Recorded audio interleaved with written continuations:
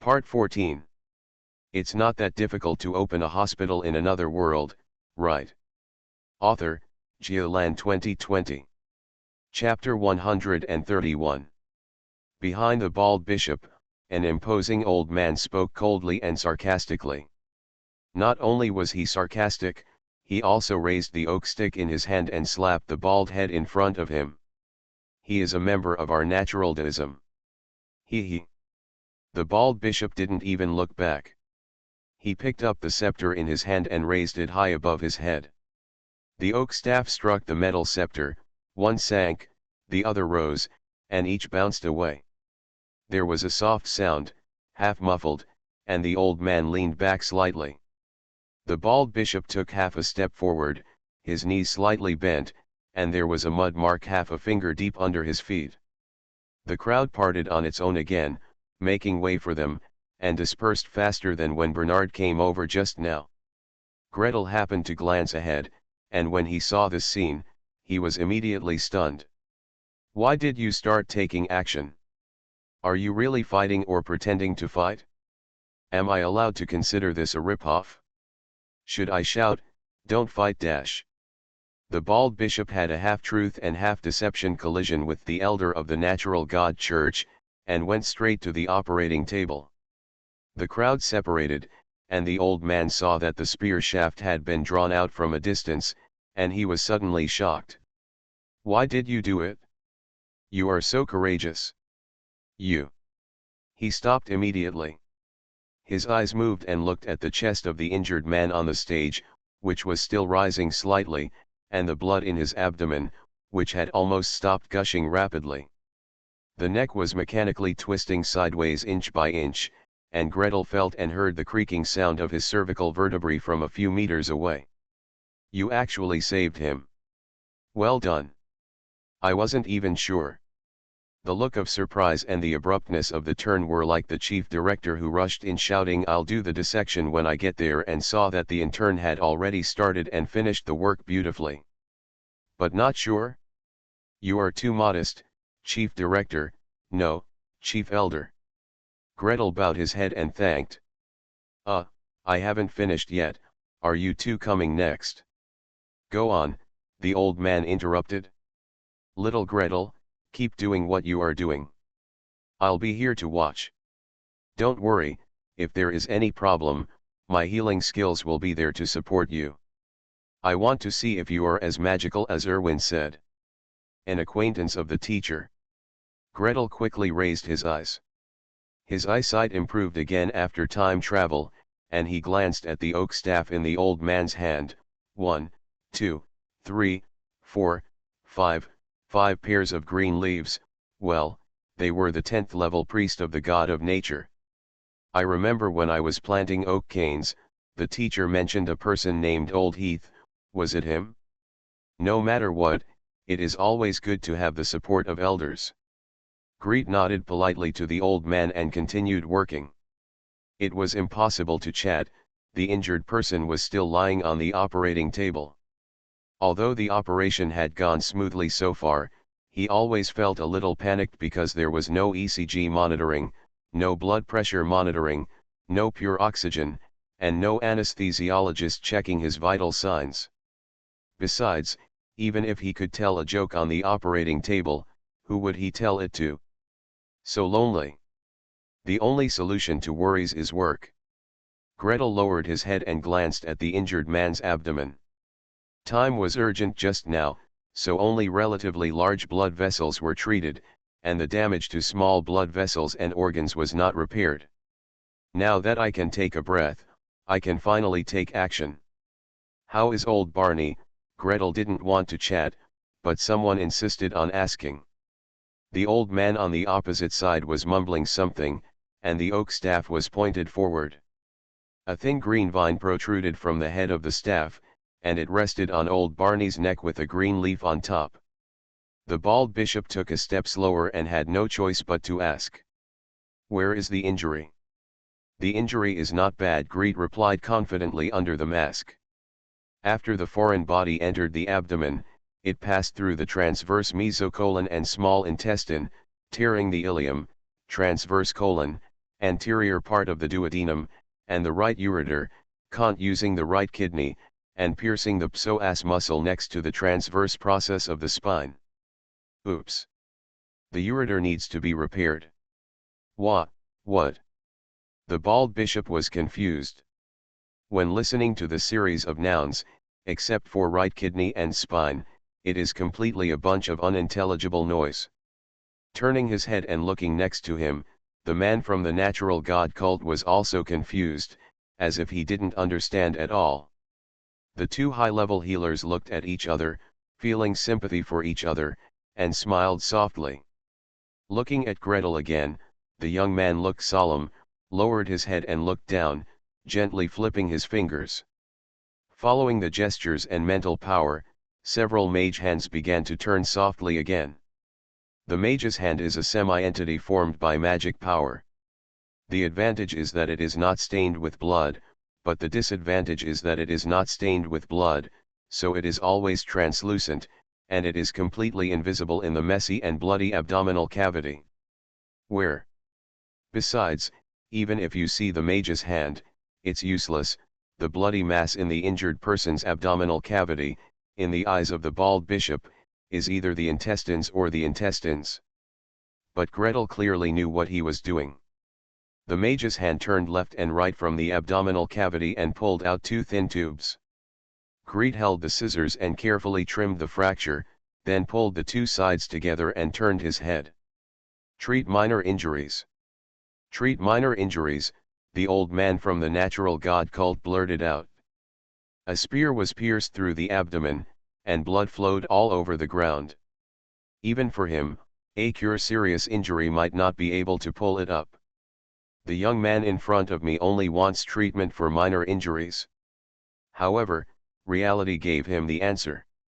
The white light flickered gently, and with one shot of the lowest level healing technique in the magic, it slightly injured, and the two tubes squirmed and closed on the spot, becoming one. The mage's hand groped up the tube, and after a moment, he picked up another kidney. Treat minor injuries, the kidneys are still very important. If the outside is cured but the inside is not, it will be a big trouble. Fortunately, there are many people around, so you don't have to be stingy with the healing skills. Go ahead. The duodenum, transverse colon, ileum, Greet lifted out the damaged organs section by section, calling for healing again and again. The workload of the intestines is not huge, but no damage can be missed, and the nerves and lymph nodes are even more taxing. He smoothed everything he could from top to bottom. When he finally finished repairing it, his feet shook and he was already soaked to the skin. A hand caught him in time. The bald bishop laughed and said, "Little Greet, you can't do it. You're so weak, why don't you come to our god of war temple and practice hard?" Gretel. Can I throw him out? Can it be done? Can it be done?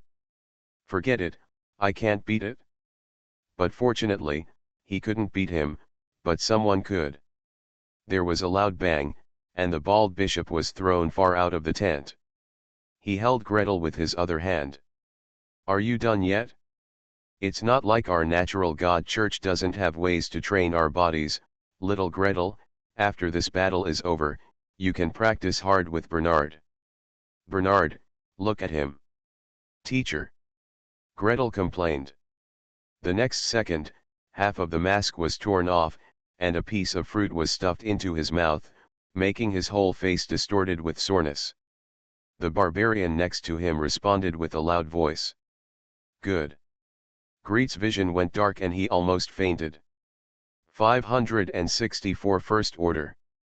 470 are ordered. Much better results than the previous book.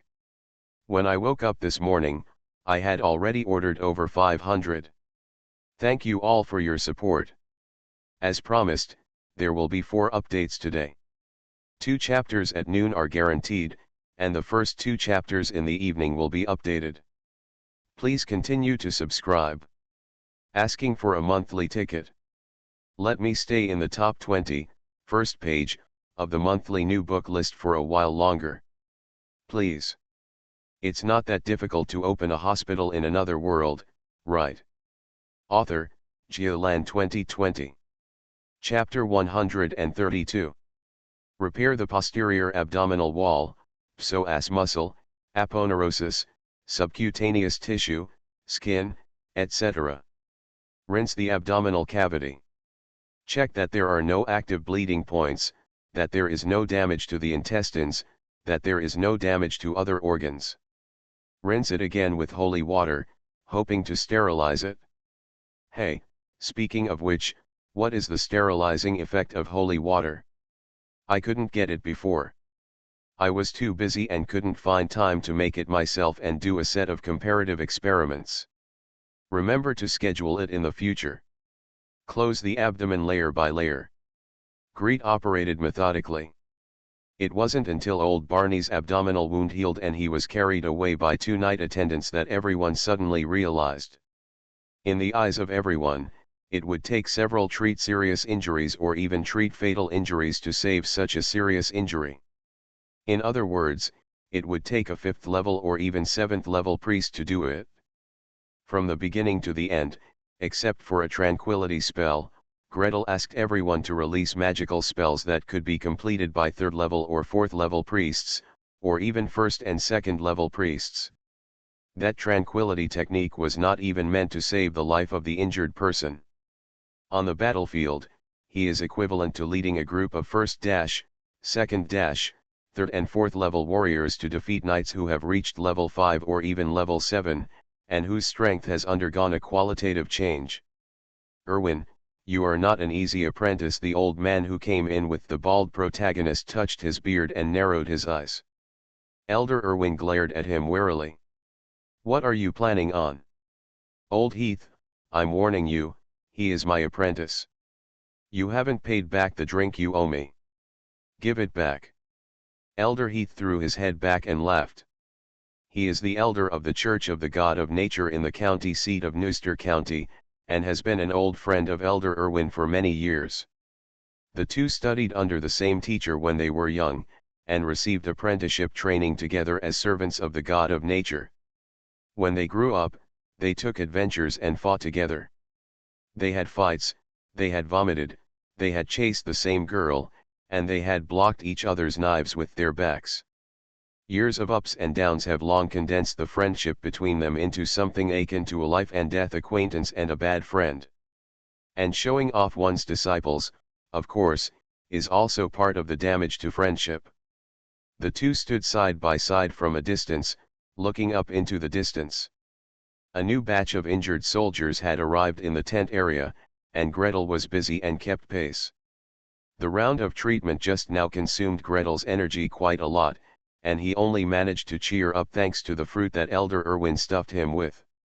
However, in the eyes of the two mature senior priests, the young man's busy look made him look so busy. There was no hint of "I'm so tired, I want to be lazy." This kind of sincere concern for ordinary soldiers is one of the most respected qualities in the deism. My old friend, this disciple, has really bad eyesight. Elder Heath clicked his tongue. He wrapped his fingers around his beard, curling it, thoughtfully. Erwin, have you ever thought about letting this kid do something else? For example, let him heal knights. Look, such a powerful healing technique should be put to greater use, right? This. Elder Erwin hesitated for a moment and looked at his old friend up and down with a suspicious look. What are you holding back? Are you trying to poach someone? Heath observed his words and quickly persuaded. Besides, you also know that the physiques of knights and ordinary people are different, and the injuries will be different. Being able to see various different things at level 1 is also good for the children, right? If you agree, I'll go make arrangements. Wait, Elder Erwin grabbed his old friend and said. Talk to him first. This kid has a stubborn temper.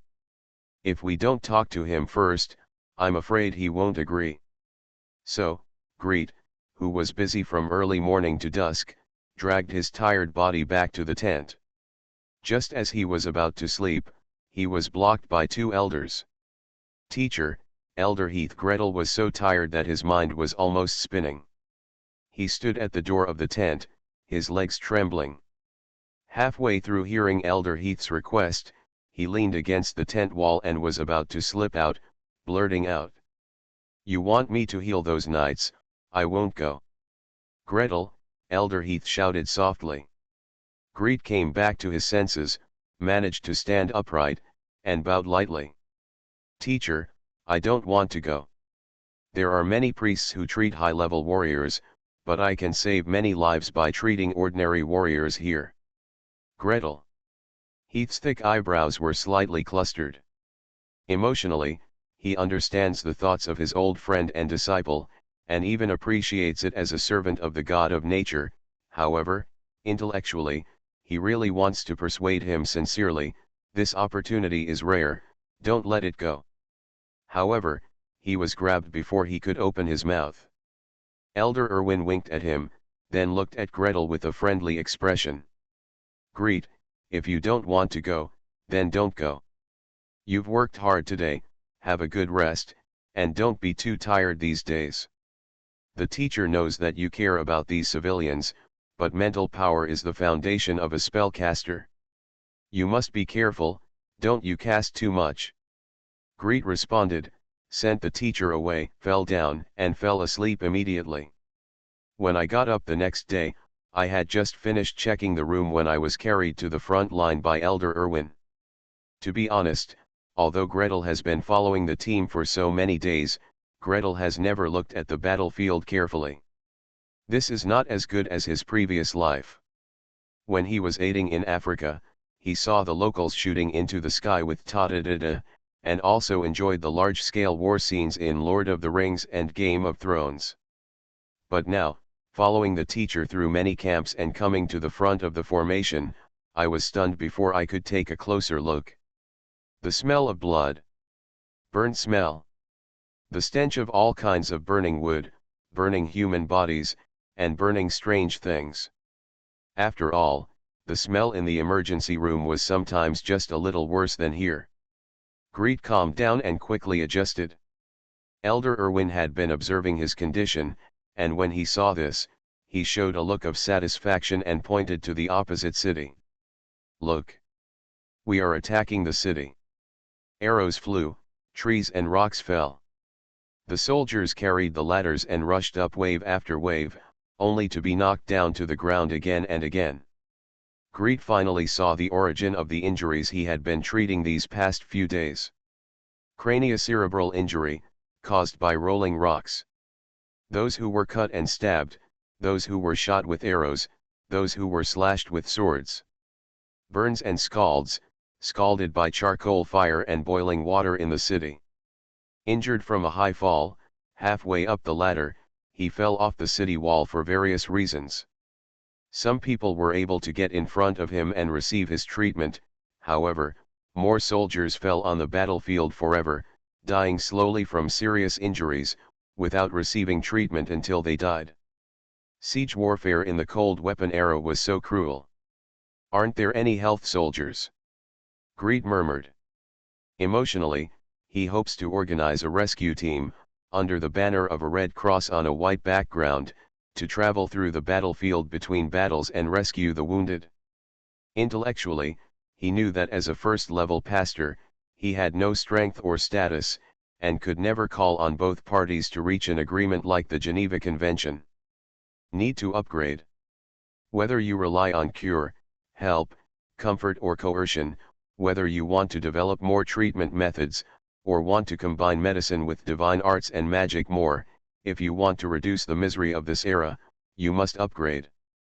Greet was silently lost in thought. Beside him, Elder Irwin suddenly raised his hand and pointed forward. "Look. The sound of hooves is like thunder." A line of war horses galloped out and headed straight to the city. The knights on the horses had bright and dazzling armor and fierce cloaks. In the gap where the rolling logs were slightly sparse, the knights ran to the bottom of the city, abandoned their horses and jumped up, reaching the top of the city in just a few leaps. There will be another chapter in 5 minutes. Woohoo, I fell off the first page of the new book monthly ticket list. Please support me with monthly tickets. Please. You are listening to Novels at Bless Up channel. Wish you happiness and luck. Please subscribe to receive new novels. How do you feel about this novel? Please like and leave a comment. It's not that difficult to open a hospital in another world, right? Author, Geoland 2020. Chapter 133. Chapter 133 The reason for the transfer, a deal.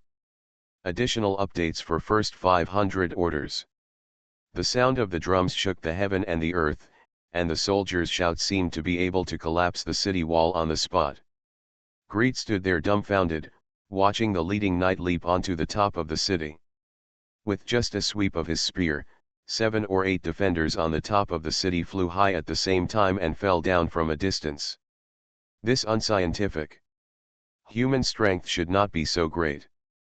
Bones, muscles, cardiovascular and internal organs cannot withstand such a large explosive force. And don't think he didn't see it. Several defenders were not hit by spears at all. Some defenders retreated. There were also defenders who rushed to fight desperately, but were knocked away by the knights one after another with punches and spears. Another spear struck the tower at the corner of the city. With a crash, half of the tower suddenly collapsed. Ah! Gretel's eyes widened. Is it really possible for a person to destroy a whole building with one spear? A roar suddenly sounded in the city. A black light burst out from the inside of the city wall and spun around, causing people to flip over in its path. Greed was startled when he saw a warrior rushing out of the city, holding a giant axe and slashing his body. Greed was far away in the military camp, and he felt the light of the axe was cold and cold, as if it was about to cut him on the face. The knight who was the first to board the city was no match for the giant axe warriors. He only parried and the spear in his hand was broken into 2 pieces. The 2 companions beside him were startled. 2 spears were stabbed left and right, but he caught one under his ribs. Using his waist as an axis, he picked up the axe and rotated it sideways. The cold light roared, and the knight on the left was unable to dodge. The axe passed by his waist and was broken into 2 pieces. At this moment, 2 more spears were stabbed. One missed, but the other pierced the giant axe warrior's ribs and penetrated deeply. The remaining people retreated and quickly ran down the ladder. The ladder was immediately lowered, and the giant axe warrior roared, swung his giant axe and jumped down from the top of the city. Ah! Gretel exclaimed.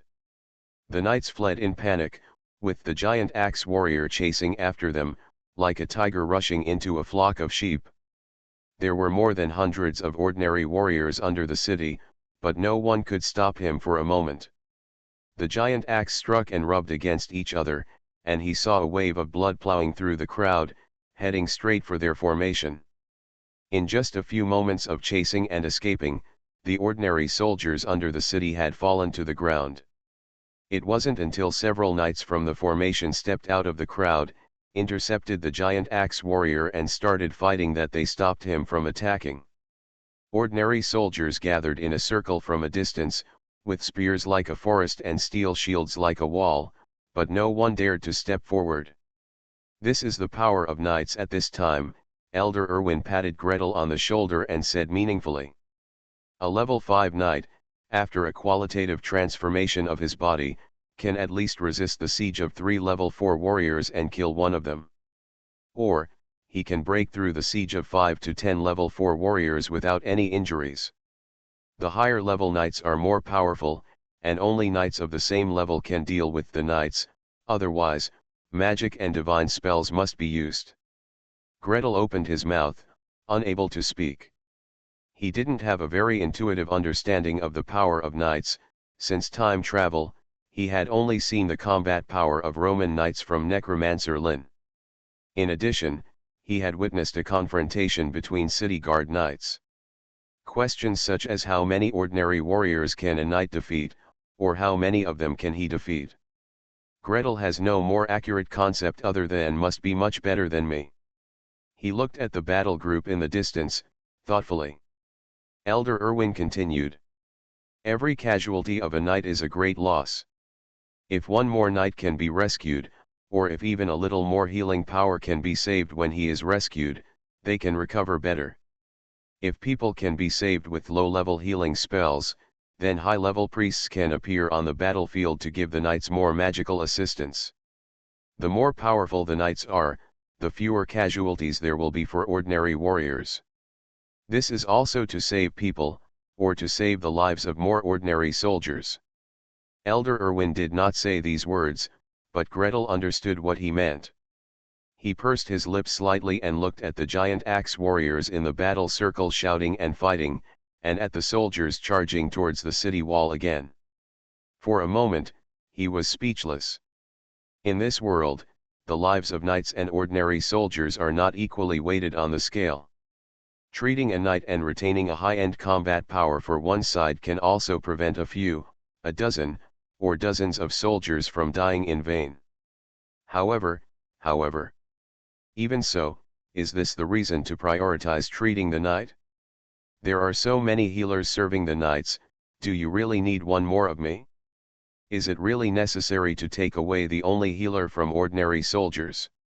There is also the oath that I have always adhered to treat all patients equally, regardless of rich or poor, regardless of high or low, regardless of nationality, race, gender, or any other differences. Do I really want to violate this oath and use status and combat prowess rather than the criticality of the injury as the priority criteria for treatment? Gretel was speechless. Beside him, Elder Irwin watched his changing expression, neither persuading him again nor urging him. In the silence, a thin but powerful hand suddenly touched Gretel's shoulder. Elder Hiss. Greet turned around and saluted quickly. Elder Heath waved his hand to stop him. Little Greet, what do you think? This. Gretel hesitated. Before he gave the answer, Elder Heath had already curled his eyes and said with a smile. Don't rush to answer. Listen to my arrangements. First, you will be transferred to the main camp of the county and lead a group of people responsible for treating the knights' attendants. Knight squires are no better than knights. Some are from noble families, while others are from common people. Whether they are injured or not depends on the priest's mood, or how much money is given to the priest. In the past 2 days, quite a few knights and attendants got the news and came to him for help. Greet made a slight movement. Elder Heath immediately hit the snake and put it on the stick. If a large number of knights are injured at once and they are overwhelmed, you try to lend a hand. Is that okay? That must be no problem. Greet nodded immediately. As a doctor and an emergency physician, how could he not save someone? Then, ordinary soldiers will be sent to you when they are injured. As long as you can free up your hands, you can treat them as you like. The men assigned to you are at your disposal. As long as the remaining spells are not less than 1/5, you can ask them to treat ordinary soldiers, and they have to listen to you. This is good. I can continue to treat ordinary soldiers and have some more helpers. The more Gretel listened, the brighter his eyes became. Elder Heath observed his words and delivered a decisive blow. In addition, I will give you an extra quota of 2 bottles of potion for treating minor injuries, 10 bottles of holy water, and 1 bottle of primary energy potion a day. How about that? Make a deal. Gretel blurted out. Almost at the same time, cheers shook the battlefield, and the opponents' flags on the city wall slowly fell down one by one. Woohoo, I fell off the first page of the new book monthly ticket list. Please support me with monthly tickets. Please. It's not that difficult to open a hospital in another world, right? Author, Geoland 2020. Chapter 134. The city of Newark fell. The Allied forces of the Norman Earl removed the first obstacle and advanced into the city in a mighty manner. After resting for 2 days, the army left part of the wounded soldiers in the city, and sent the other part back to Neuster County, and continued to move forward.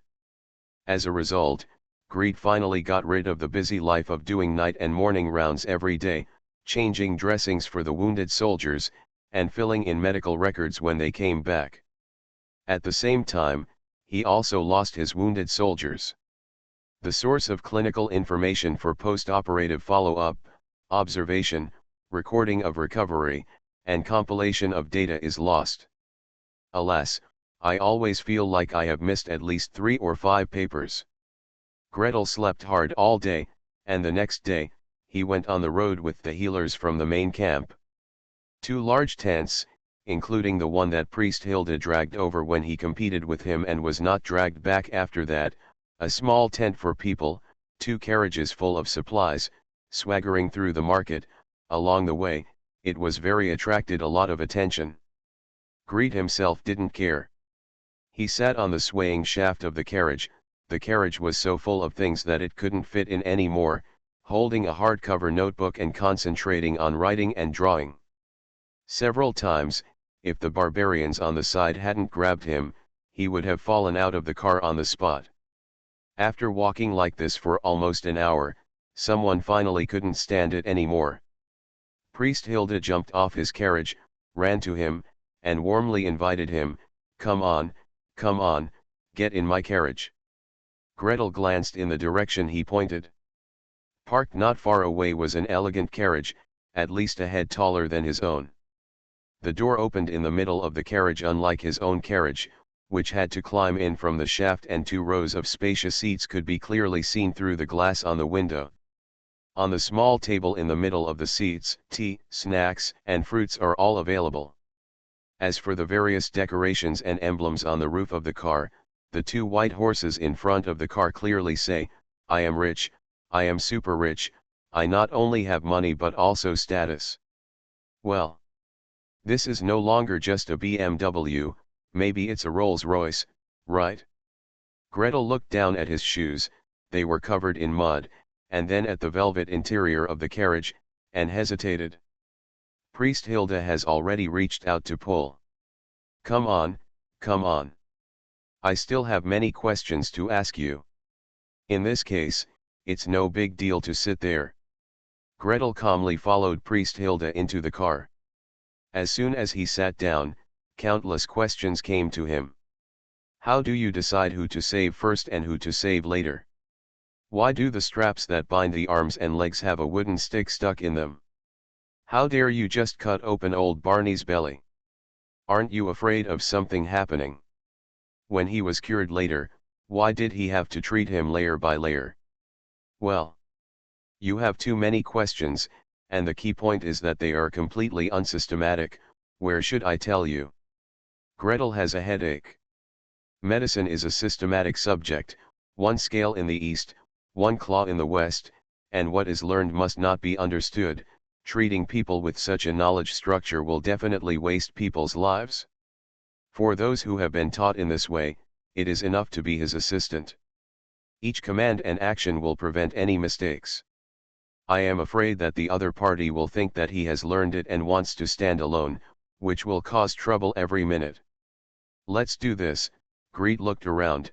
Just wait a moment, I'll get a pen and paper to draw for you. Hey, I have all of these. Hilda jumped up and rummaged through the cabinets under the seat. Since there is a ready-made one, Greet will not climb back into his carriage to get it. He spread out his pen and paper, drawing and talking at the same time. Bones, muscles, blood vessels. He turned his head as he spoke, and 2 faces were pressed against each other outside the car window, paying close attention to his lecture.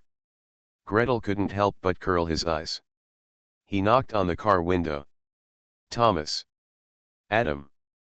With an ouch, one of the faces plummeted down and then up again, but the owner accidentally dropped it and was picked up by his companion. Gretel couldn't help but laugh. He turned to look at Priest Hilda and discussed. Can you let them come in and listen? Okay, Hilda shrugged. Can he say no? The 2 people outside the car were both low-level priests of the Church of Nature, and the younger Thomas, the one who had just fallen, was still the young disciple of Elder Heath. In terms of relationship, how about they get closer to Gretel? Greet was transferred to the main camp, and Elder Heath justifiably hired these two people as assistants. As for Hilda herself, she had to shamelessly come over to be qualified to attend the lecture. The four people sat around the table and continued to listen. During one class, when the sun was setting and they were setting up camp, Thomas suddenly rummaged through his arms, took out a cloth bag, and handed it to Greet. "The teacher asked me to give it to you." "What's this?" Greet opened the bag curiously and poured it down. A beautiful green light came into view, gentle, soft, and full of vitality, but it was a 6-prism half a palm long and as thick as a thumb. Hard, smooth, and translucent, it looks like crystal or jade at first glance, but if you look closely, you can see that there are clearly traces of wood grain inside. "Ouch! Muxin!" Priest Hilda blurted out. Only then did Gretel remember what was in the bag. It was an old tree that grew well in the forest. When it dies at the end of its life, it condenses the entire tree's vitality into the center of the trunk, forming a small jade-like core. The chance of forming a wooden heart is very small, and one can often be found in hundreds of old trees. It is an excellent material for promoting the growth of plants, storing related magical arts of the natural god religion, and even directly replenishing vitality. Elder Irwin also has one, which is only about the size of a fingernail, and its condition is much worse than this. "This is too precious." Gretel pressed his fingers on the bag and was about to push it back. Thomas stared at the piece of wood, with a look of envy on his immature face, but he still pushed forward. "Hey, the teacher gave this to you." Gretel hesitated. Thomas pressed his hand to prevent him from moving. "Elder Irwin also gave us several greeting gifts. Senior brother and I have given them to them all. It's your turn." Adam also pressed a hand. He was older than Thomas, and was already a second-level priest. He upheld the fine tradition of the Natural God Church, and was good at both physical and divine arts. Gretel couldn't push him back at all, so he had to thank him and accept it. Priest Hilda watched the whole scene from the side and thought to himself. A meeting gift is certainly a meeting gift. However, the gift was so heavy, probably because of the tuition fees. Speaking of which, with the methods Gretel had shown before, a wooden heart was still worth the tuition fees. Treasures have a price, but knowledge is priceless. Hey, if you put it this way, what should he use to pay for his tuition? It's too light and seems inappropriate, too expensive, and it feels very abrupt. People may not be willing to accept it. There will be another update in 5 minutes. Thanks to @Salt and Pepper Taro for the 1,500 starting coins. Thanks to @bookfriend2021231807477029 for the reward of 500 starting coins. Thanks to @Brown Sugar Bobo Fresh Milk, @bookfriend2018127235153022 for the 100 starting coins reward. Please subscribe, ask for monthly tickets, ask for recommendation votes, please review books. It's not that difficult to open a hospital in another world, right? Author, Geoland 2020. Chapter 135. Priest Hilda fell into deep thought. It wasn't until dinner was over and everyone went back to their tents to rest that he found a sapphire ring and secretly gave it to Gretel. "What is this for?" Gretel stared at him and pushed back without thinking. "Ring, bro." "Okay, why did you give me the ring?" "This is a water-making ring. It can be fired 3 times a day." Priest Hilda felt that he was very reasonable. He took a step forward and explained to Gretel like a thief. "I think it's really troublesome that you have to wash your hands every time you treat someone. With this ring, you can save a lot of trouble when you work every day. Don't worry, it's okay to hold it. It's mine, not the family or the temple's." Gretel. He could somewhat understand the logic of Hilda's behavior, but more often than not, he was completely angry and wanted to laugh. Looking up, Priest Hilda was still looking at him eagerly, like a puppy waiting for its owner to feed him. Greet grabbed the ring and threw it at his head. Which eye did you see me washing my hands with my ring on? Huh? Which eye? What is the principle of sterility? Where was the 7-step hand washing method I taught you before? Go back and copy it 100 times. If you can't finish it, don't come here tomorrow, got it? I won't miss your tuition fee. It's not like if you don't pay tuition, the classes I teach will be discounted. On the other hand, if you teach before and then forget, you will never remember the important principles. I don't like to teach this kind of students. Hilda hugged her head and ran away, but when she saw the bright smile in Gretel's eyes, she couldn't help but laugh. After dinner the next day, he slowly sneaked up to Gretel and smiled. Gretel, are you short of gauze?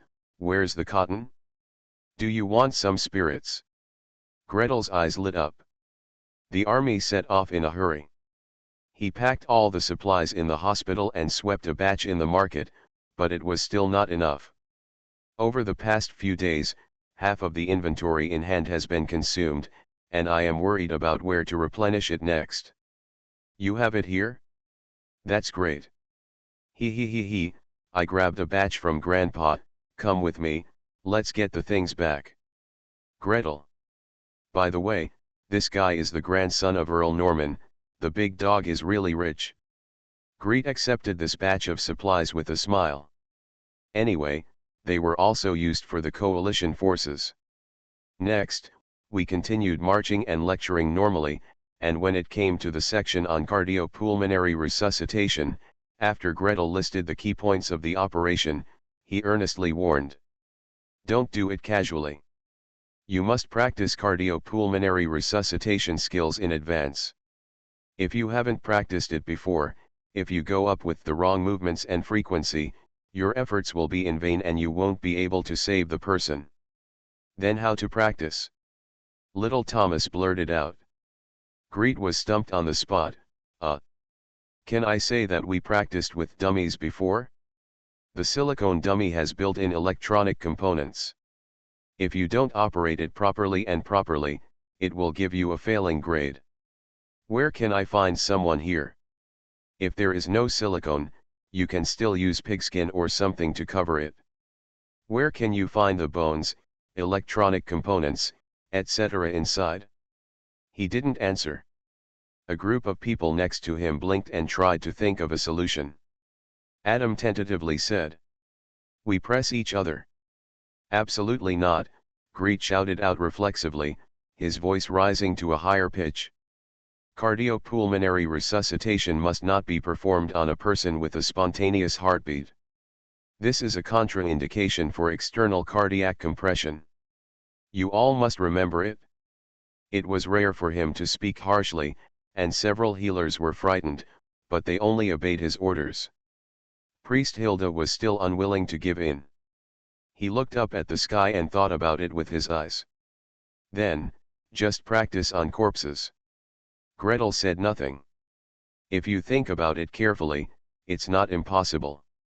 As long as the body is recently dead and not seriously damaged, especially if the chest is not damaged, there shouldn't be much of a problem in practicing. Although it doesn't work no matter how hard you press it, it should still be possible if you practice the accuracy and strength of your movements. Alas, in fact, the natural God's plant birthing technique might be able to create a dummy. The inside is supported by elastic rattan, and the sternum and ribs are imitated. The outside is covered with an animal skin. It's a pity that except for healing skills, he hasn't practiced much other magic skills, so he really can't get started by himself. Seeing that he had no clear intention to object, several pastors looked at each other, grabbed each other's hands, and walked away quietly. Walking around a tent, Adam whispered, "It's not a good idea to use the bodies of our own people, after all, I hope they rest in peace." Of course that's not good. There are enemy corpses, why use our own, Thomas Jr. said. Hilda patted her chest and said, "It would be nice if I could use someone else's body. Hey, look at me." Gretel was immersed in his own thoughts and did not notice the students causing trouble behind his back. That night, he sent Bernard to his own devices, running circles, lifting stones, and arm wrestling with high-level warriors to do whatever he wanted, while he continued to sort out the information.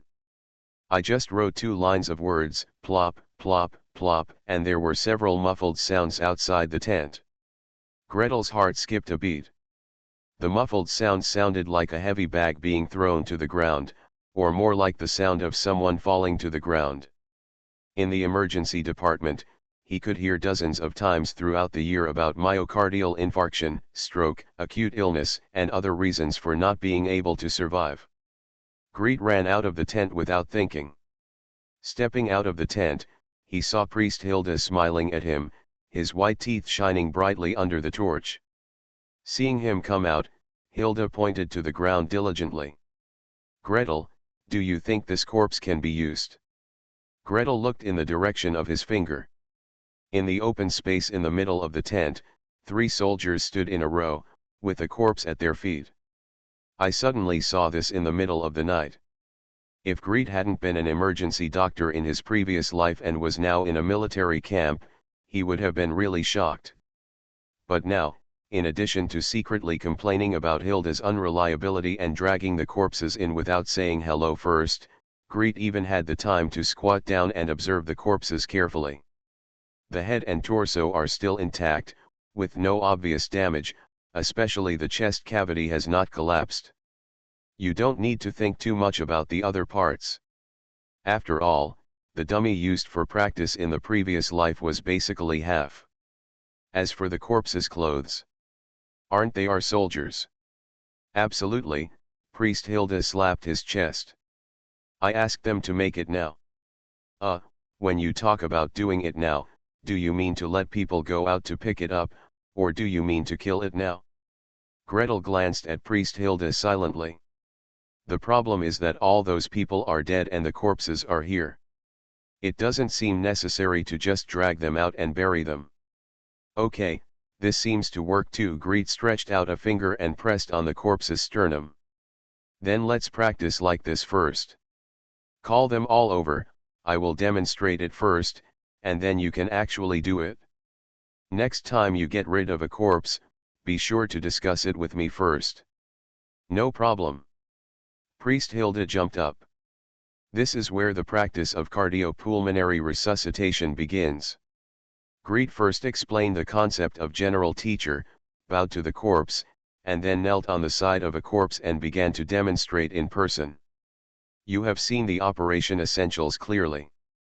First, check whether the patient has a heartbeat, breathing, and whether he is still conscious, and open the airway. When performing compressions, place the heel of your right hand close to the center of the patient's chest, stack your left hand on top, and straighten your arms. Use the strength of your upper body to press down. He demonstrated it first, and then asked Priest Hilda, Adam, and little Thomas to face a corpse each and start the operation. Gretel stood nearby and kept correcting. Hilda, your arm is not straight. Adam, when you press down and relax, don't leave your palms away from the patient's chest. Thomas, you are pressing too shallowly and not hard enough. Forget it, you are still young and don't have enough strength. Not enough. Don't learn external cardiac compressions for now. Come here and cooperate with the blowing. The light from the lighting technique shone brightly, reflecting 3 figures rising and falling on the tent wall. The curtain was suddenly opened. Hilda, they said you were here.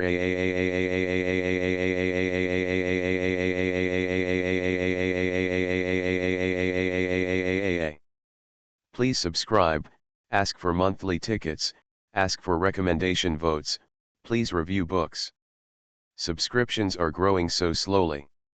Woohoo! You are listening to Novels at Bless Up channel. Wish you happiness and luck. Please subscribe to receive new novels.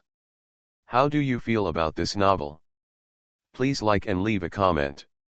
It's not that difficult to open a hospital in another world, right? Author, Geoland 2020. Chapter 136. The young girl's shrill screams pierce the night. The healers were woken up one after another, and some who had fallen asleep ran out of the tent barefooted without even having time to put on their clothes. "What's wrong? What's wrong? Corpse, corpse!" Priestess closed her eyes and screamed. As a healer and having been on the battlefield, she wouldn't have made a fuss when seeing a corpse. However, the scene in front of her was so shocking that she was completely unprepared. Priest Hilda, the young genius she had always admired and pursued for a long time, was half lying on a corpse.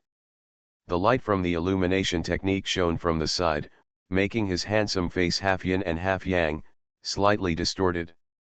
As if it wasn't scary enough, he put his hands together and pressed on the body, moving his body up and down, up and down. Not to mention there were two people lying on a corpse next to it. One was holding the chest of the corpse, in the same posture as Priest Hilda, with his body up and down. The other was even more terrifying, kneeling on the head of the corpse, almost face to face with the corpse. Double the visual effects, double the scares. Greet looked at Priest Hilda, raised his chin, and said, "You can take care of those who come to you." Priest Hilda gave him a wry smile, climbed up on the ground, and tried to comfort him. "Caroline, you dash. Don't come over here." The penetrating power of the scream was too powerful. In the priest area, people started to wake up one after another. "What's wrong? What's wrong? Corpse. Dead person." A group of priests rushed over and looked around. At about the same moment, there was a loud explosion in the mage camp next door. A tent was torn apart in the explosion, and while the fragments were still flying in the air, it started to burst into flames. An old accent screamed angrily under the tent. Who? Who screamed in the middle of the night? I made my hand shake and all the potions exploded. Well. Gretel sweated. The decibel of the scream just now was a little too high, no wonder the alchemist's hands were shaking. "But uncle, what kind of medicine did you make?" "Nitroglycerin." But the chain reaction doesn't end there. As soon as the mage camp exploded, screams could be heard in the surrounding military camps. "Enemy attack! Enemy attack!" The soldiers rushed out of the tent in panic. Screams, screams, pushing, and shouting soon became a mass. Being disturbed by the movement on Greet's side, the nobles who were about to come over to see him turned around urgently, raised their swords and rushed towards the rebellious camp on the other side. Gretel stretched his head and looked at the messy military camp, but he didn't dare to go out. He has never experienced this kind of situation, but he has seen it in books. Isn't it Yingxiao? The soldiers fought for days and were under great mental pressure. When sleeping at night, if someone screams out because of a nightmare, or if there is some movement nearby, they will start screaming and running around inexplicably, and even kill each other. This kind of incident, known as camp roar, has always been one of the most troublesome accidents for generals. Not to mention, the noise of the explosion just now was really loud. It's over, it's over. If I was the one who caused this, then my sin would be huge. The military camp was chaotic for a while before it calmed down. Led by the Norman Earl, a group of viscounts, barons, high-level spellcasters, and angry old alchemists gathered in front of Gretel's tent with dark faces. So, just for this trivial matter, Earl Norman didn't even look down upon his grandson. "Why did you bring the corpse in? Okay, what are you doing with this thing? When Caroline came in, you were still lying on the corpse. You are such an adult, can you make some progress? You." His tone was stern and eloquent. Priest Hilda also knew that he was in trouble. When the Count first began to lecture, he was still standing upright, with his head bowed, looking deeply repentant. As he listened, he began to shake his body, move his toes here and there, and knot his fingers behind his back. Finally he couldn't help but retort. "To learn healing techniques." Nonsense. Healing techniques treat living people, why do you need corpses? Who taught you this? Gretel's heart skipped a beat. Earl Norman's old eyes were looking towards him, his eyes were calm and unruffled.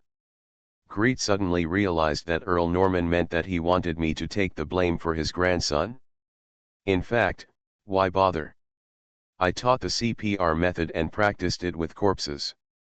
I also gave instructions in the end, which meant that I acquiesced.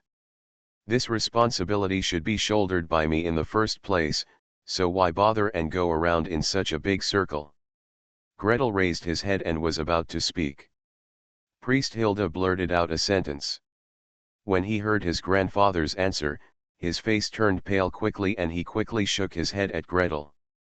Then he raised his chin and protested. It's all about learning healing techniques. I brought the corpse in, and I'm responsible for it. I requested the body. At this point, Gretel could no longer stand back and let others take the responsibility.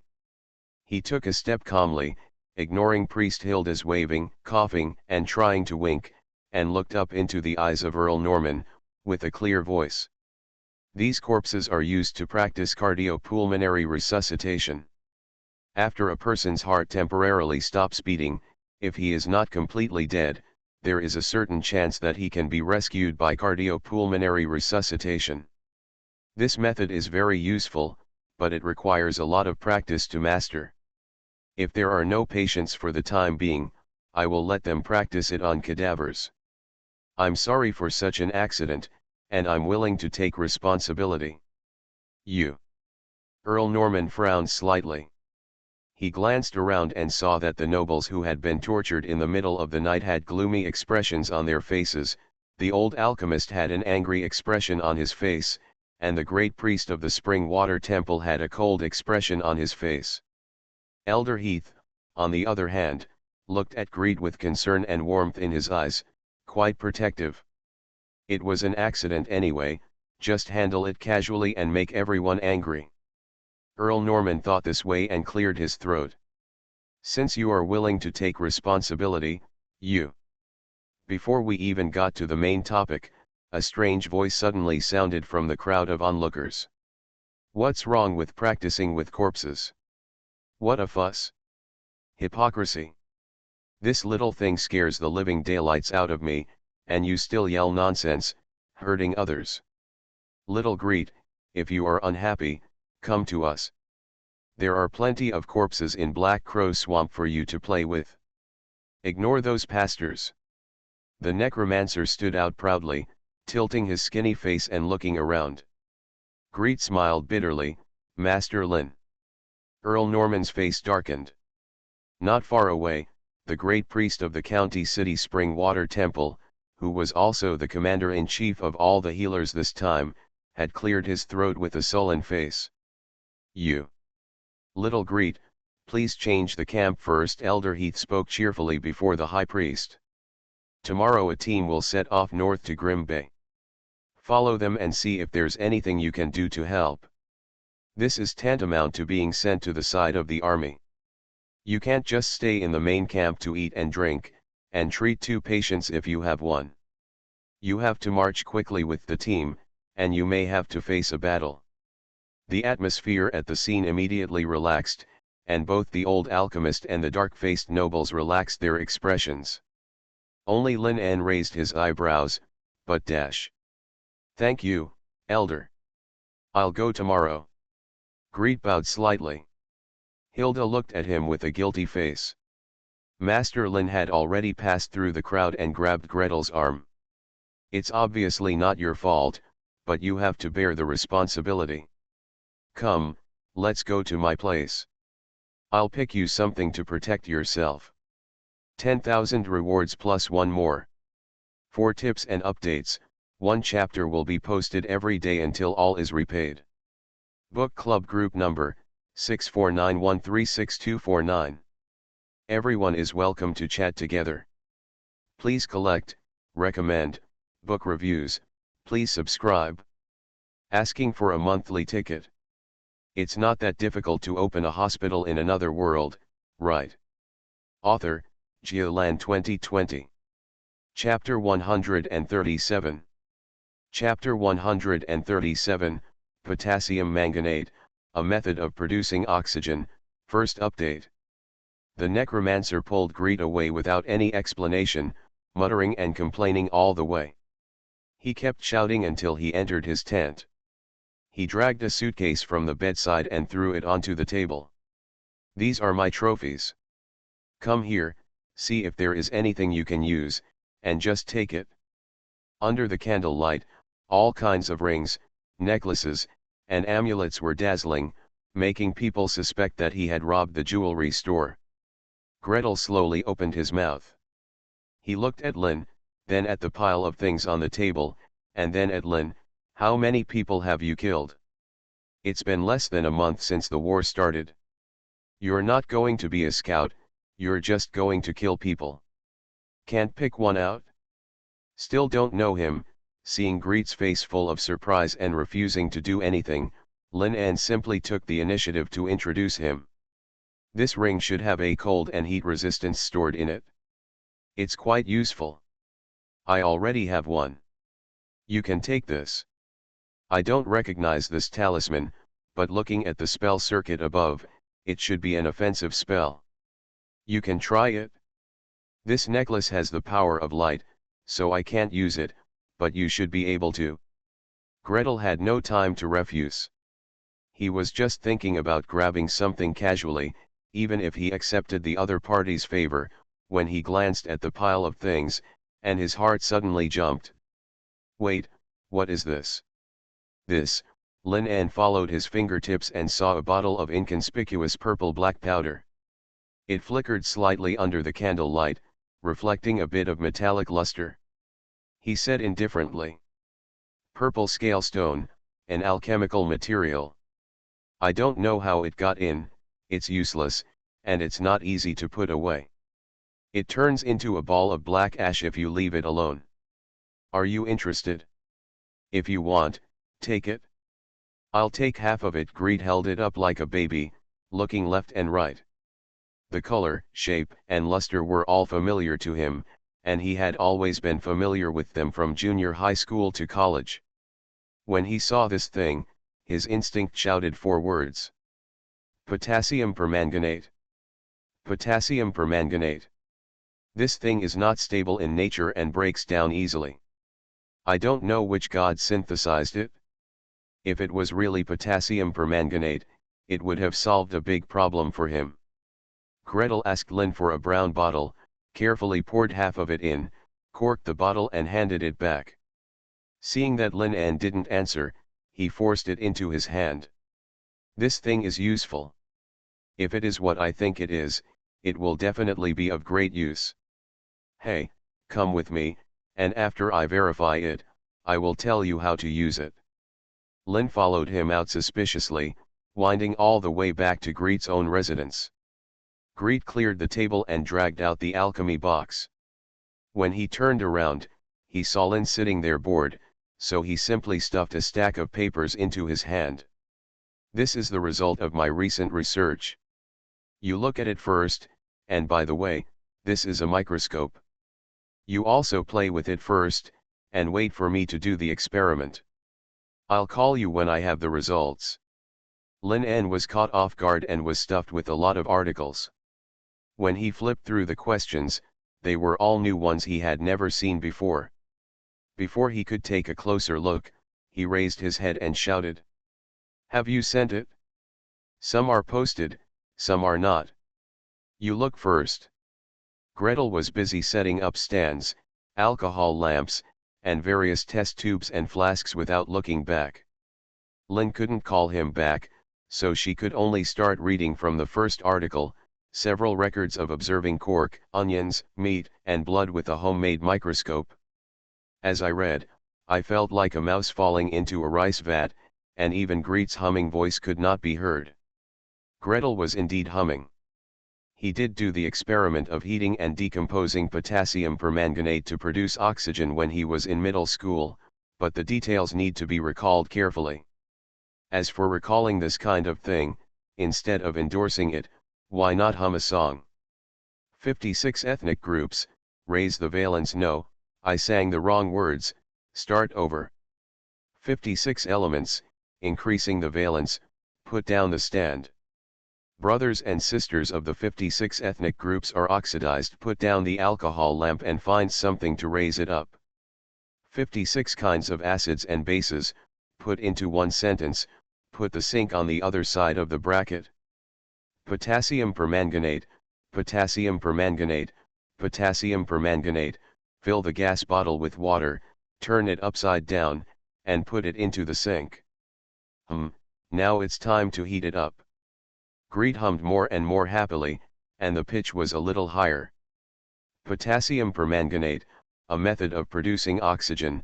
Scoop out a little potassium permanganate powder, put it into the test tube, plug it with a cork stopper and a glass tube. High potassium manganate, heat the cotton in the fortress. I remember, I put the cotton in first.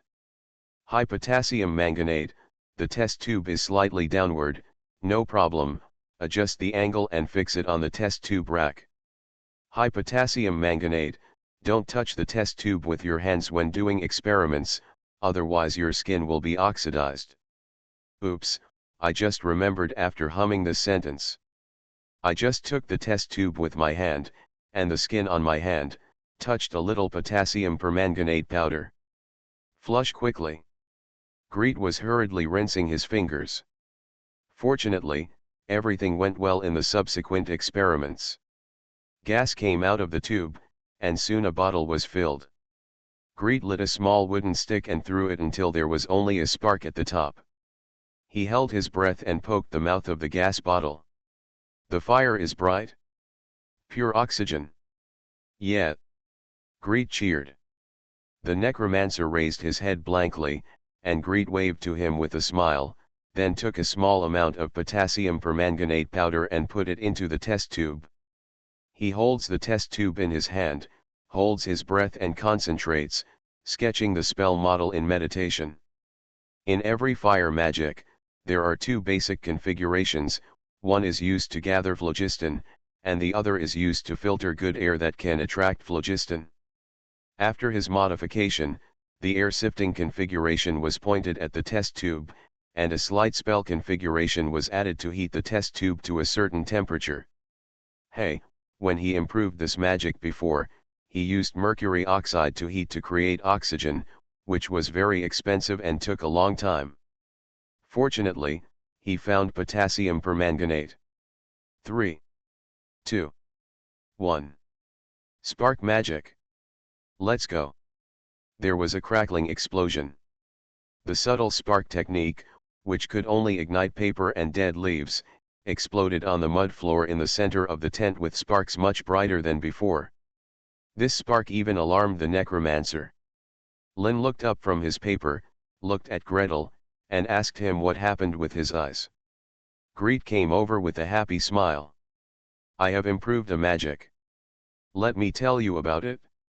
Hey, you first read the article using heated mercury to demonstrate the nature of combustion. Look. Look. After reading it, I will tell you how to use the magic. Chewing papers, reading experiments, and then looking at the spell model diagrams drawn by Gretel, trying to memorize and meditate. The spell model is not difficult for Master Lin En, but it is too difficult to understand this paper, understand the principles of burning, and then use the principles to arrive at new spell ideas. Gretel was experimenting and explaining again, and when he was all done talking, Lin finally understood a little bit.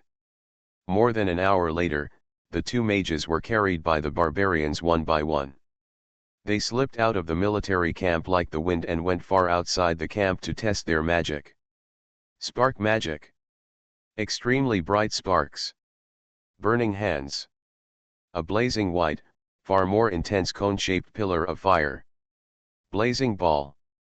The burning fireball flew far away, and the power of the explosion in the air caught up with the higher-level fireball technique. Master Lin En stared at the fireball, dumbfounded. When he was finally able to speak, every syllable he spoke was trembling slightly. Gretel, do you know what you gave me? Remember to click on the dubbing and listen to the song in this chapter. Thanks to @LoftsWave for the 200 starting coins. Please listen to this chapter together with Station B's song of potassium permanganate for more fun. I remember it was Lolo Tianyi's version. Please subscribe, ask for monthly tickets, and ask for book reviews.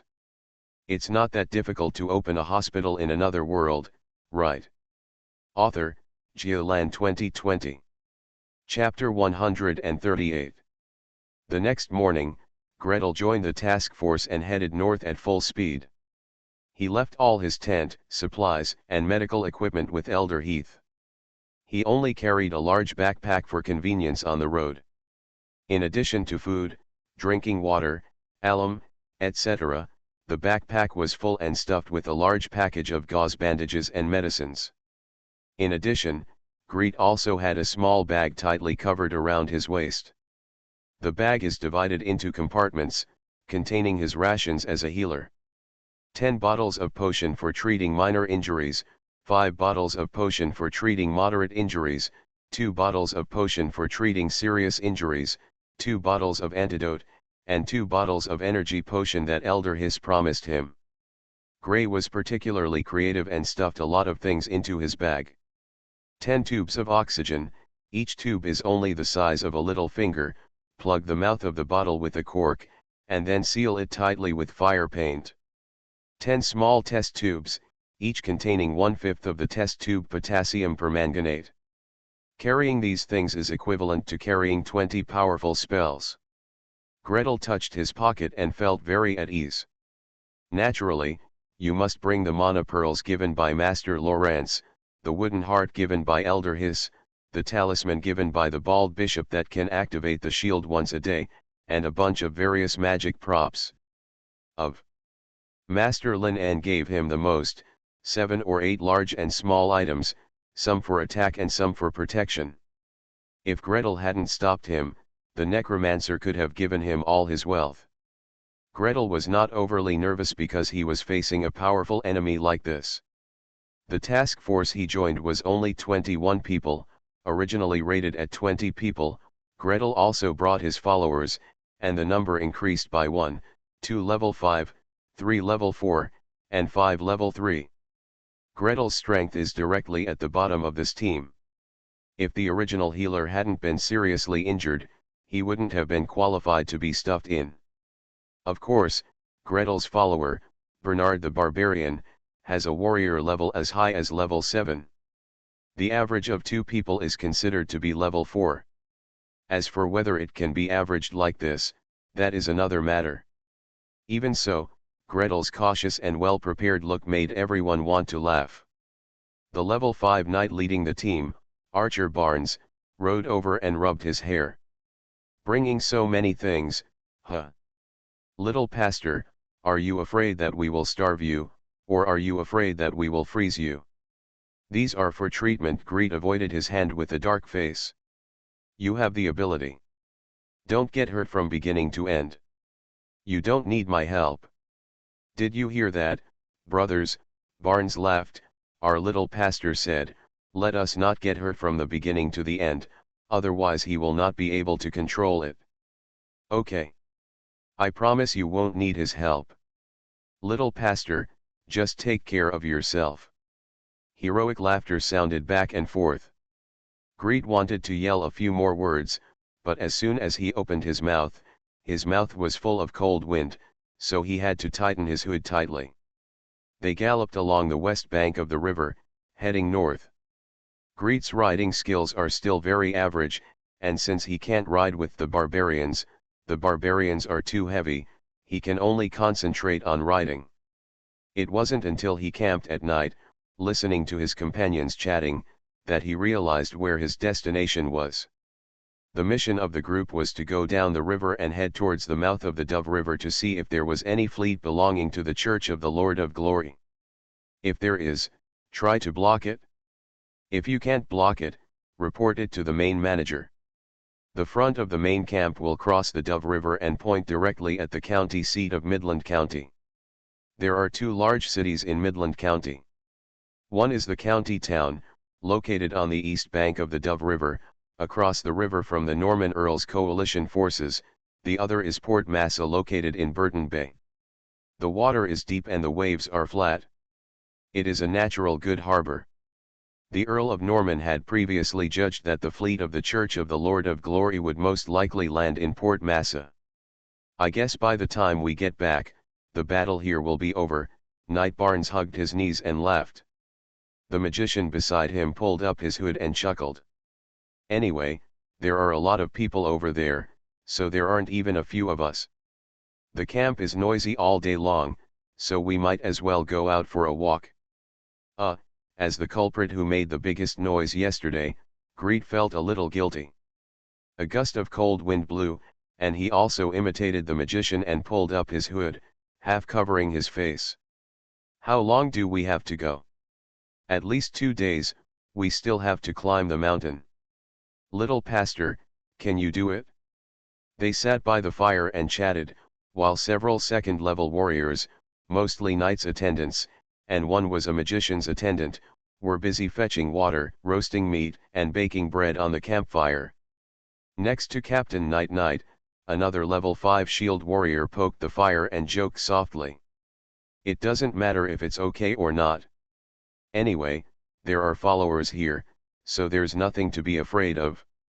If you can do it, I can do it. Gretel tried his best to answer as he considered the blessings of magic and divine spells. After thinking for a while, he asked again, aren't we walking along the river? Why do we need to climb the mountain? This river is very weird. Captain Barnes picked up a piece of firewood, stamped out the sparks, and drew it on the ground to show Gretel. From the mouth of the river, there are dozens of miles of cliffs. Only after passing by can there be flat land to reach the shore. It is most convenient to climb a mountain and look down. It is also the same with action. From a high position, we can only hit people, but they can't hit us. The question is, can it be fought? Greed wondered. He turned around and looked at the river not far away. The Dove River was already very wide here, with the river surface reaching hundreds of meters. It would be no problem for a ship anchored on the other side to carry hundreds of people. If it goes further downstream, how big will the boat be? We can definitely hit it. Captain Barnes laughed and pointed to the other side. Young priest, you are not a local, are you? This boat can only go as far as the Somme port. Although the river below is not narrow, it is full of rocks at the bottom, making it impossible for a big boat to pass. We just want to see if there are any. There is no small team. If there is one, just kill them. It seems that the chance of fighting is not very high. Gretel thought about the terrain and felt relieved. He looked up at the full moon in the sky for a while, finished his routine meditation, and fell asleep around the fire. I got up early the next day and drove for a long time, finally reaching the cliff at the mouth of the river in the evening. A group of people abandoned their horses and climbed the mountain. Captain Barnes tied the horse, jumped up, and ran up the hillside, which was at least 30 degrees. The level 4 mage lowered his head and chanted a few words, and a breeze surrounded him. Suddenly, his hands and feet were light and strong, and he jumped up and down, almost catching up with the archer in front of him. The other warriors also competed for the lead, racing one by one on the hillside with no existing roads, running as fast as a 100-meter sprint. Gretel was alone at the end. He looked up and said, "He can climb up even if he climbs, but with his ability, he can probably only use his hands and feet to climb up step by step, right?" Just as he was thinking about it, his waist suddenly tightened, his body became light, and the ground beneath his feet swayed backwards, but he was picked up by the barbarian Bernard and ran away. The level 7 warrior rushed upward with all his strength, as fast as a galloping horse, and he was at the front of the team in a moment. Climbing to the top of the mountain and looking down, Greed took a breath of air. Who said big boats can't go here? The river between the canyons is densely packed with sails and masts. At a glance, there are more than dozens of masts. At the top of each mast, the same flag was flying high, an arm raised high, holding a dazzling golden thunder in its fist, ready to strike down at any time. Under the setting sun, those golden thunders seemed to hit the earth anytime and anywhere. Lord of Glory. Beside him, Knight Barnes was gnashing his teeth and cracking his knuckles. There will be another chapter in 5 minutes. Thanks to @Screws and @Corgis Sheriff for the 1,500 starting coins. Thanks to @BookFriend 202011231003144144 for the reward of 100 starting coins. Please collect, recommend, and review books. Please subscribe. You are listening to Novels at Bless Up channel. Wish you happiness and luck. Please subscribe to receive new novels. How do you feel about this novel? Please like and leave a comment.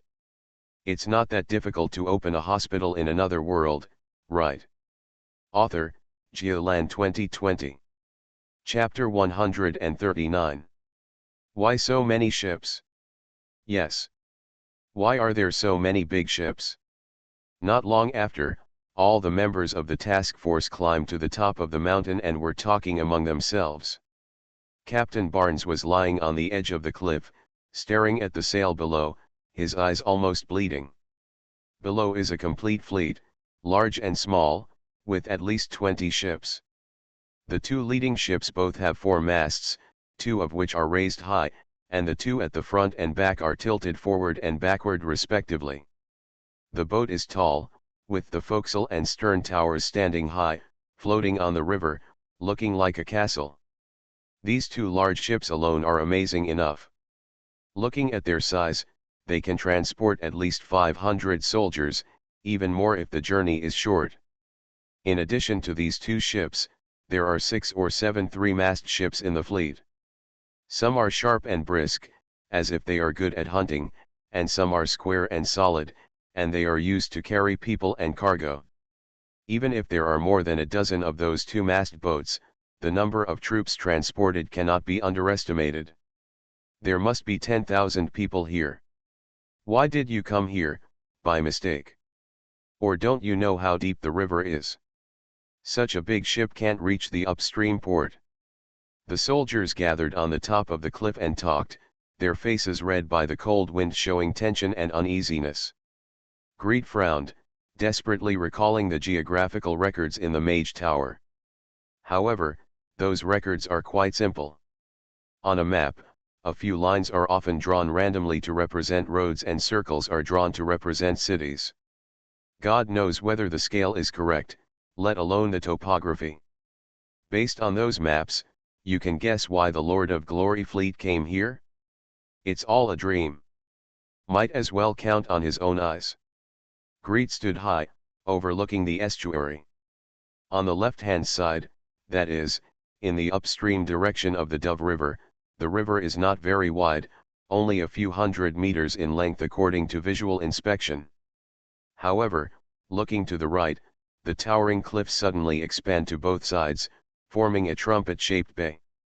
Even with all his eyesight, Gretel could only see the vague coast in the dusk, like 2 arms embracing the sea. The width between the arcs should not be less than 10 kilometers. Gretel felt a little bad.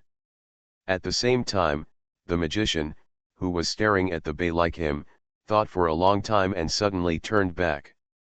The movement was so big that he kept his hood tightly wrapped to resist the sea breeze, and then it fell down. No, they are not going the wrong way. The Lord of Glory's fleet is going this way. They are going to get behind our main camp. How is that possible? Captain Barnes exclaimed. Next to him, York, also a level 5 shield warrior, took a step forward, and with a nervous click, he directly trampled a rock. Are you kidding? They can't break into such a big ship. The 2 highest-ranking warriors questioned at the same time. In the dusk, the magician shook his head repeatedly and pointed to the full moon that had just risen in the far distance on the coast. Full moon tide. It's a full moon tide. I've read such records. At the mouth of the Dove River, the spring tide during the full moon can rise for dozens of miles in one breath, greatly raising the water level. Taking advantage of the spring tide, they can rush across in one breath. This section of the canyon goes all the way to the flat land. Full moon tide. Greet was also horrified for a moment. He finally remembered what this bay meant, a trumpet-shaped bay that narrowed upstream, and the full moon he saw before falling asleep last night, the Haining tide. Haining and Qiantang River also have such a trumpet mouth. That's right, he agreed hastily. In such a terrain, the water level will indeed rise a lot when the tide hits.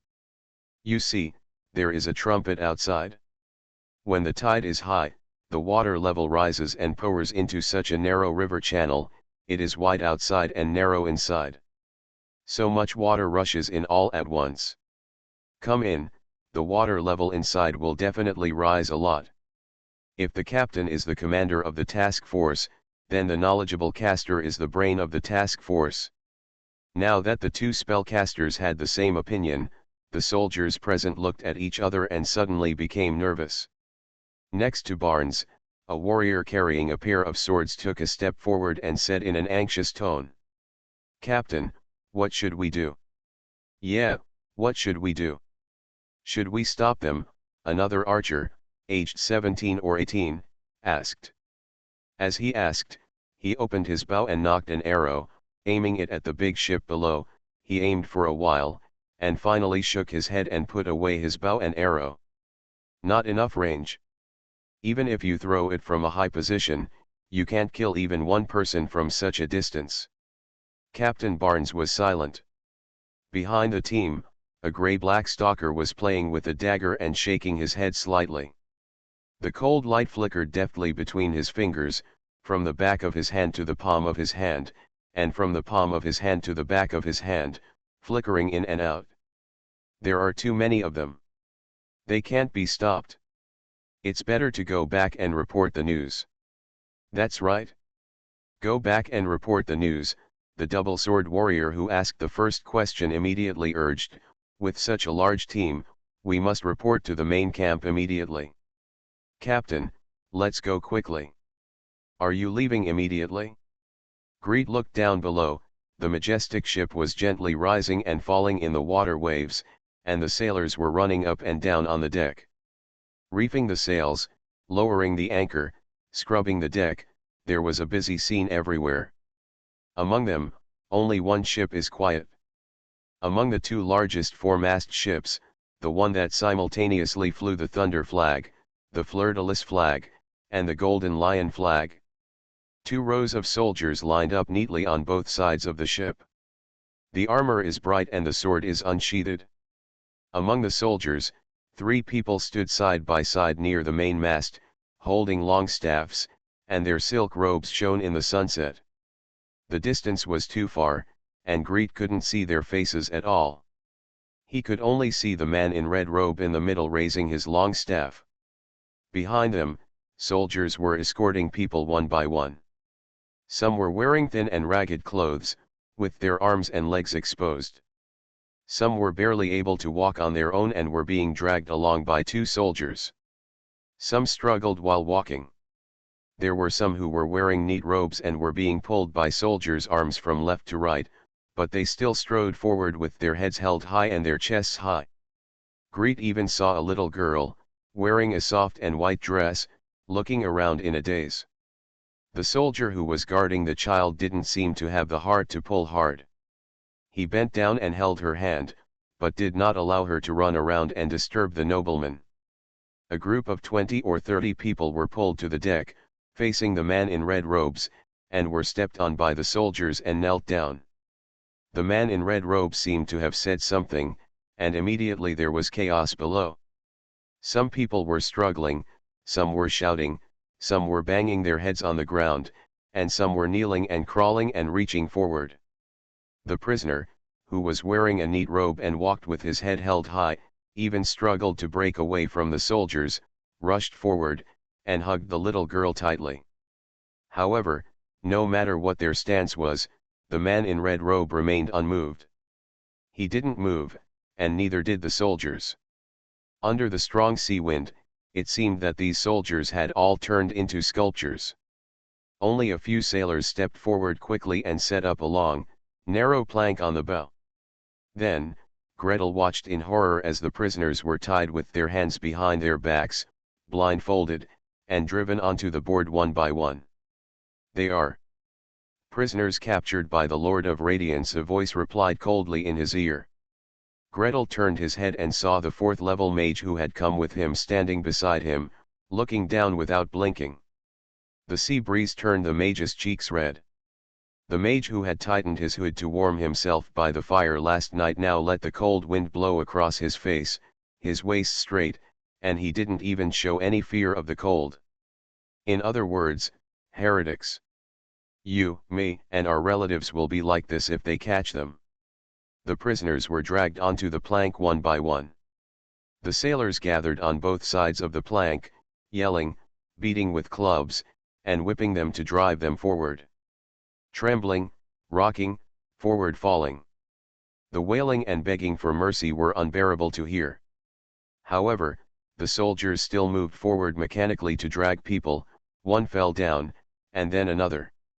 Those who couldn't walk or climb on the board were thrown directly into the sea from the side of the ship. The prisoners on the deck were cleared one by one, and finally, only the man in neat robes was left, holding the girl and half kneeling in the center of the circle. They were both prisoners, but that man seemed to be treated favorably. No one pulled him or tied him up. Only the man in red robe said something loudly, and the prisoner in robe turned to look at him, and suddenly stood up with the little girl in his arms. With this movement, the surrounding atmosphere immediately became tense. Beside the man in red robe, two men in dark robes simultaneously leveled their long sticks and pointed them at the prisoner. The two rows of soldiers on the side also took a step forward, their shining swords neatly pointing the direction of the prisoner. The little girl burst into tears. The robed prisoner lowered his head, hugged the little girl tightly, put her down carefully, and turned to face the bow. Just as he was about to take a step, he turned around again, rubbed the girl's hair, bent down and kissed her on the face. Then, the man strode forward and stepped onto the bow plank. He walked to the side of the ship and calmly put his hands behind his back, allowing the sailor to tie his wrists and blindfold him. In the sea breeze, the man straightened his chest and walked step by step to the end of the board. "Ta Kong! Come down!" The sea breeze howled. White seagulls circled back and forth on the bow of the ship, screaming long and heartbreakingly. The entire ship was full of soldiers, like clay sculptures of wood, silently watching the robed prisoner fall without any reaction. Only the little girl who was let go cried and screamed, stumbling across the deck for a long time, and finally climbed onto the board.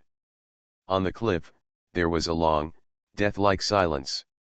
When they go back and notify the main camp, and then wait for the main camp to come over, it will take more than 3 or 5 days.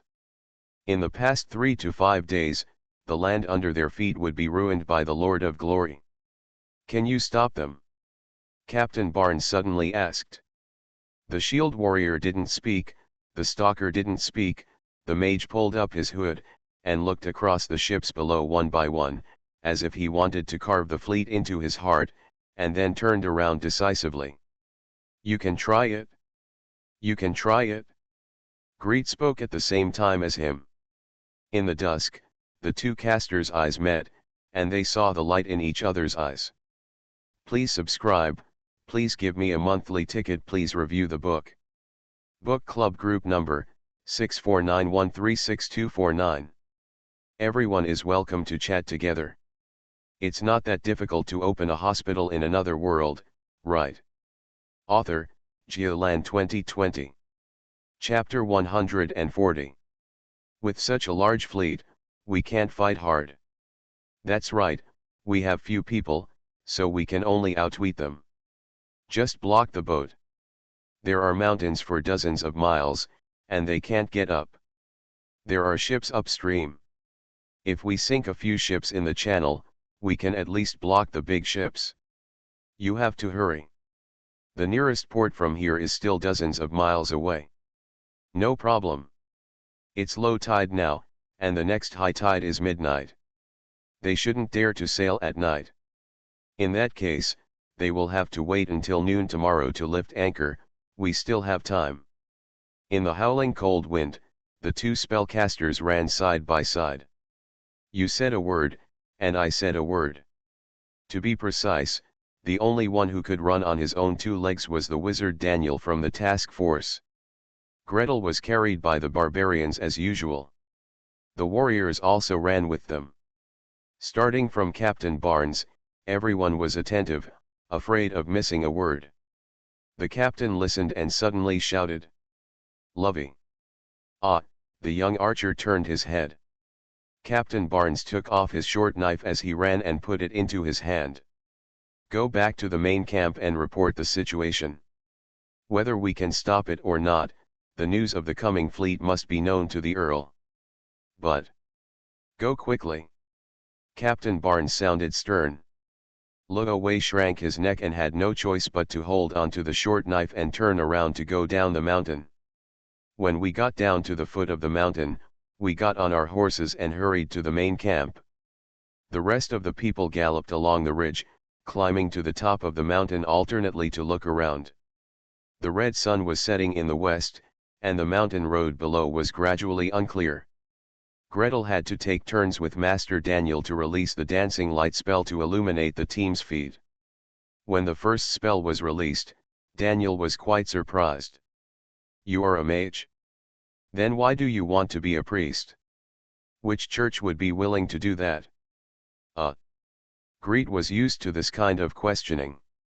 He turned a deaf ear to it at the moment and only chose the last question to answer. "Church of the God of Nature." "Oh, the Master Daniel has been running around with the scout team, and he really has never heard Gretel's gossip. However, as soon as I heard the words God of Nature, I immediately understood. No wonder. Their family is okay. The Church of the God of Nature is very old. In ancient times, their family did not distinguish between mages and priests. They ran wildly for half the night, and when the moon was high in the sky, they finally saw a large ship in the fjord. The wanderer set up the rope, felt around, and came back to report. The ship is quite big, but I can't sink it by myself. There aren't many things on the ship that can be burned. I'm afraid it won't work if I try to block the channel by blowing up the ship." "What's on board?" Captain Barnes pressed. The stalker recalled. "Ore, clay pots, bristles, flour." As he spoke, Captain Barnes shook his head. Master Daniel asked from the side. "No olive oil? No tung oil? Not even cotton?" When he asked something, the stalker shook his head. Master Daniel thought hard, and finally sighed. "Forget it, let's go down first. Drive the ship to the center of the channel and see if we can sink it with brute force." That's all. Captain Barnes was helpless. Under the moonlight, he looked dejectedly into the depths of the canyon, with a red face and limp beard, and they all lay down together to show their frustration. Greet had been listening silently. When he heard this, his heart suddenly moved. "Flour?" "Yeah," Flour Stalker nodded affirmatively. Gretel caught him and asked. "How much flour is there? Where is it stored? Is it ground finely?" The stalker was startled, he really jumped back. If he hadn't corrected his direction in time, he would have almost fallen to the bottom of the cliff. Gretel was so impulsive that she came directly to grab his hand. "Big brother, I'm playing with the blade." Fortunately, the lurkers were expert in dodge and pulled back in time, so that no tragedy occurred on the spot. He recalled it carefully and answered exactly. "There's quite a lot of flour. It's packed in the lower cargo hold, at least 200 bags. The 100-pound bags are quite thin. I don't know what's inside." I opened it and took a look. "It's fine white flour. Bread kind of flour." "That's good," Gretel gave a confident high five. We went down and took control of the boat, drove to shallow water and blew up the boat. He detailed his plan. Although everyone was hesitant about the most crucial point, after Gretel showed off his original fire magic, they agreed to act accordingly. Of course, it may also be because Greet added that if it still can't be blown up, it can be scuttled with brute force. Anyway, there is a 7th level warrior, 2 5th level warriors, and 3 4th level warriors present. If they beat it to death, it can probably, maybe, still be scuttled. With the help of the stalker, they reached the bottom of the gorge and slipped onto the docked cargo ship. Greed still felt pity and suggested not to hurt the crew, so Master Daniel took the lead and hypnotized everyone on the ship with a sleeping wind. Everyone worked together to tie them up, and gagged them, and carried them to the shore. Then Bernard the Barbarian used his brute strength to pull up the anchor and go down the river. Spread the flour in the cargo hold. Spread it evenly. Captain Barnes and his immediate attendant, the double-sword warrior, were controlling the ship, while Gretel was in the cargo hold with 2 other soldiers. Doing tricks. Of course, Gretel doesn't do the hard work, he just urges. Quick. Move quickly. We don't have much time. Sprinkle all the flour as much as possible. Don't light a fire, just dance with lights. Are you ready? We're here. The cargo ship went down the river for more than 10 miles, and it didn't take much time.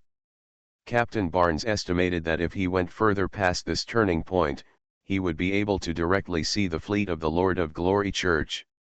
He did not dare to go any further, so he knocked the cargo ship horizontally 5 or 6 miles away and dropped the anchor. It's almost ready. You guys retreat first, Greed replied loudly. A series of footsteps on the ship went away. Gretel heard that everyone had evacuated and turned to Master Daniel. Let's come together. Wind-making technique, blow up these flowers, the more they can be blown up, the better. 3, 2, 1. The 2 mages stood side by side at the door of the cabin, chanting spells, and strong winds roared out. Changing the power of the wind is a 1st level spell. Greed's power is average, but Master Daniel can sweep away a large area. When powder dust was flying everywhere in the warehouse, Greed returned to the deck, pointed upward, and the light ball of dancing lights rotated around. Soon, he saw the torch swinging in a circle on the top of the cliff, and then swinging in a circle again. Very good, everyone has successfully evacuated and has retreated to the top of the mountain. Okay. Let's retreat too, Greed said happily. He pushed Master Daniel to Bernard, and asked the barbarians to carry the master up the cliff, and then lift a steel shield from the cliff back to him. The 2 stood outside the cargo door. Bernard squatted down slightly, and Gretel used his hands and feet to hang on his back. The barbarian had his back to the hatch, one arm bent back, covering his back with a steel shield. Greed tried to reduce the area behind the shield as much as possible. He put one hand around the barbarian's neck and tried to turn his head to look back. The other hand stretched out of the steel shield. After a while, the flower exploded, and the shock wave was huge. Although Bernard ran fast, it was better to have a shield to cover him. All defense work is completed. Gretel concentrated for a moment, aimed at the interior of the cargo hold from a distance, and activated his modified version of the burning hand. 3, 2, 1. Boom. There will be another chapter in 5 minutes. Thanks to the reliable Mr. Fang for the reward of 100 starting coins.